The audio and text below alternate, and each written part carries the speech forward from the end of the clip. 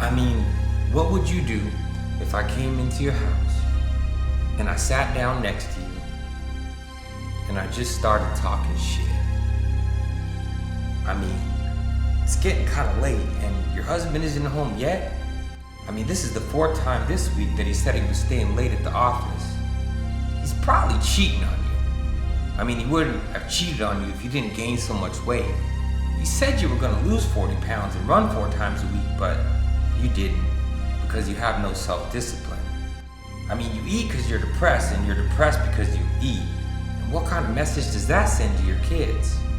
You're in your 40s now and you're still at the same job and you really don't even like it there.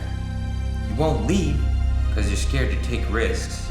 You're scared to chase your dreams, which is probably for the best because you probably would have failed because you're really not exceptional at anything.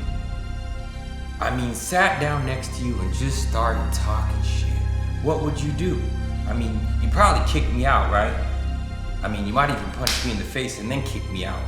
Because it's not okay for someone to come into our house and start talking to us like that.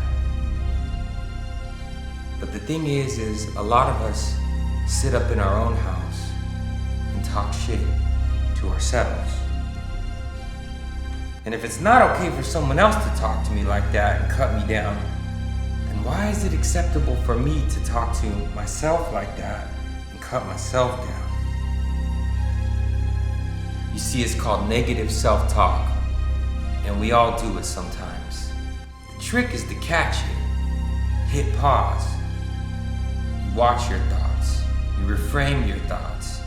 You have to ask yourself, is there any evidence to support this thought? Is there evidence to the contrary?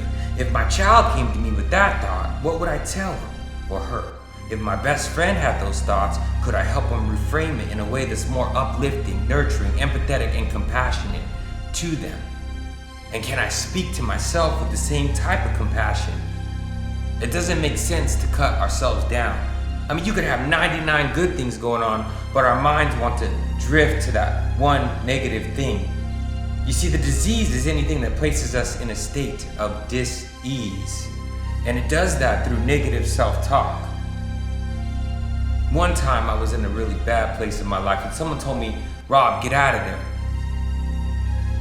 I'm like, "What are you talking about?" And he was like, "Get out of there, it's not safe in there." And it's because I was alone with the one person that was hurting me, which was me.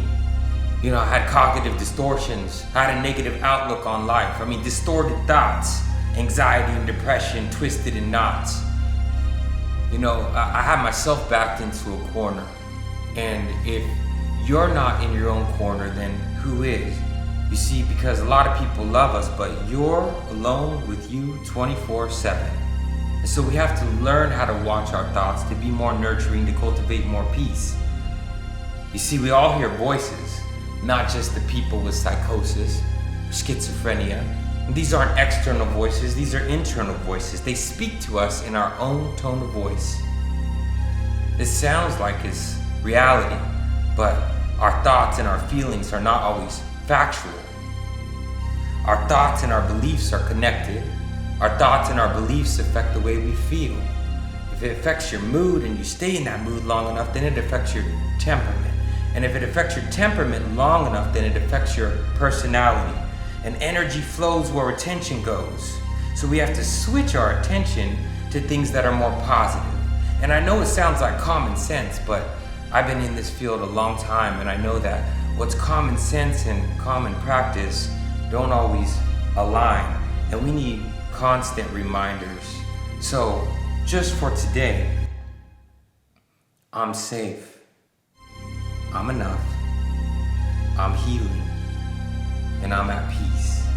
If you have a negative thought, catch it, replace it, and reframe it to something that's more uplifting to yourself so that you can cultivate more peace. Because if we have more peace inside, then we can project more peace outside. Timber approves this message.